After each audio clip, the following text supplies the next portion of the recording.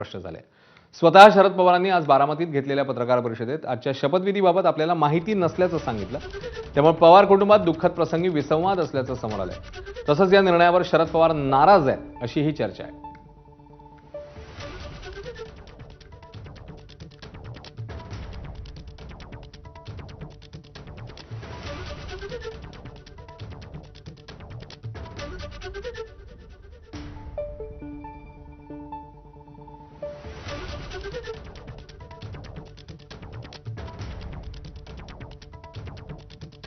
साहेब, आज शपथविधी होत आहे। शपथविधीला पवार कुटुंबियांपैकी कोण कोण असणार?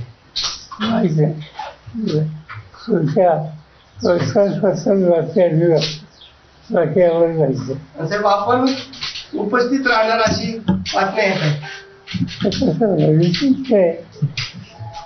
आपण जाणार आहे?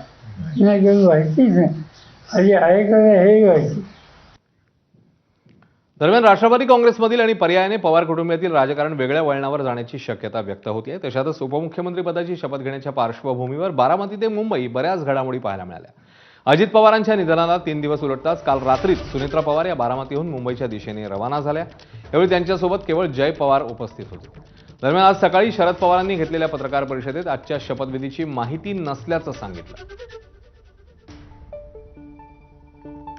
त्यामुळे सगळ्या प्रसंगात पवार कुटुंबात सर्व काही आलबेल नाही अशी चर्चा सुरू झाली आहे। शरद पवारांच्या पत्रकार परिषदेनंतर पार्थ पवार गोविंद बागेत पोहोचले। तिथे त्यांनी शरद पवारांची भेट घेतली। वेळ होती साधारण 11:32 सकाळच्या सुमारास ही घटना घडली। त्यानंतर सुप्रिया सुळेंशी त्यांनी चर्चा केली। तब्बल 1.5 तास पार्थ पवार गोविंद बागेत होते। नंतर दुपारी रोहित पवार आणि युगेंद्र पवार हे शरद पवारांच्या भेटीला पोहोचलेले पाहायला मिळाले। साधारण 2:20च्या सुमारास हे दोघेही तिकडे पोहोचलेले। एकीकडे सुनेत्रा पवार उपमुख्यमंत्री पदाची शपथ घेण्याची तयारी करत होत्या, तर त्याच वेळी दुसरीकडे सुप्रिया सुळे काटेवाडीतल्या अजित पवारांच्या बंगल्यावर पोहोचल्या। वेळ होती दुपारी 4ची। तिथे त्यांनी अजित पवारांच्या आईची भेट घेतली आणि 20 मिनिटं भेट घेतल्यावर सुप्रिया सुळे उद्या सादर होणाऱ्या बजेट करता दिल्लीला रवाना झाल्या। तर संध्याकाळी शपथविधी होताच उपमुख्यमंत्री सुनेत्रा पवार बारामतीकडे रवाना झाल्या। अजित पवारांचे दशक्रिया विधी होईपर्यंत त्या बारामतीतच राहणार आहेत।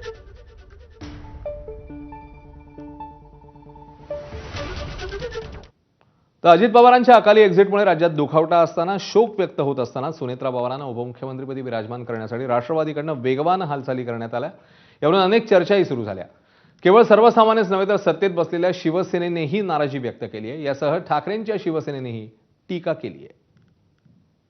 अजितदादा गेल्यानंतर राजकारणामध्ये इतकी मोठी घडामोड होईल असं वाटलं नव्हतं। निश्चित काही कालावधी जाईल, त्याच्यानंतर या घडामोडी होणं साहजिक होतं। राजकारणामध्ये जे कालच्या ह्या घडामोडी ज्या पाहिल्या 2 दिवसातल्या, तर याच्यामुळं असं वाटतं माणसापेक्षा खुर्चीला जास्त महत्व आहे।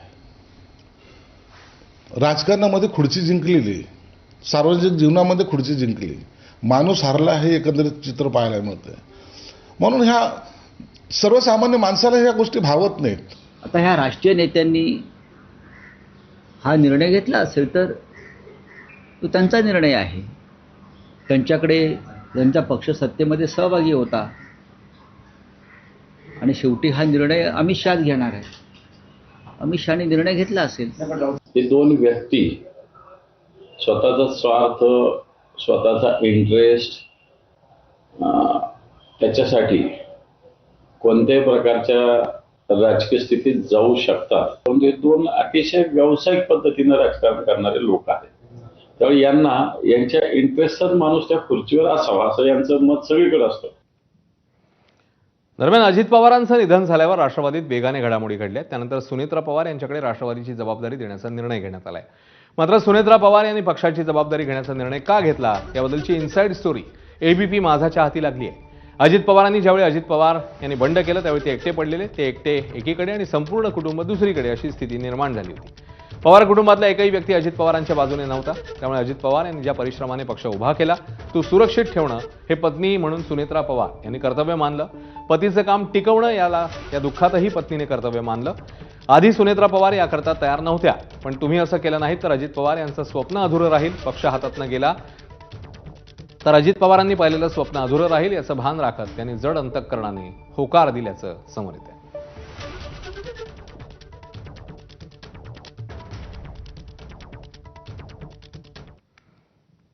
तर अजित पवार यांच्या निधनानंतर पुन्हा पक्षसूत्र हाती घेण्याचा प्रयत्न पवार कुटुंबात सुरू झालेला. ज्यावेळी अजित पवार यांनी बंड केलं त्यावेळी ते एकटे पडलेले, ते एकटे एकीकडे आणि संपूर्ण कुटुंब दुसरीकडे अशी स्थिती निर्माण झाली होती. आणि या सगळ्या पार्श्वभूमीवर आता आणखी एक चर्चा समोर येते, ती म्हणजे विलिनीकरणासंदर्भातली. कारण राष्ट्रवादी काँग्रेस पार्टी शरदचंद्र पवार पक्षाच्या नेत्यांकडनं दोन्ही पक्षांचं विलिनीकरण व्हावं अशी अजित पवारांची इच्छा होती. असं सांगितलं जात असलं तरी राष्ट्रवादी काँग्रेसचे मंत्री आणि आमदारांचा विलिनीकरणाला विरोध आहे असं सूत्रांकडनं कळतंय. अजित पवारांच्या राष्ट्रवादीतील नेत्यांची सुप्रिया सुळेंच्या कार्यशैलीवर नाराजी असल्याची माहिती आहे. एकीकडे शरद पवारांच्या पक्षाकडनं विलिनीकरणासाठी जोर लावलेला असताना या चर्चांना ब्रेक लागावा अशी अजित पवारांच्या राष्ट्रवादी काँग्रेसची नेत्यांची भूमिका आहे. सुनील तटकरे, छगन भुजबळ, धनंजय मुंडे आणि प्रफुल्ल पटेलांसह अनेकांना विलिनीकरण नको आहे अशी सूत्रांची माहिती आहे.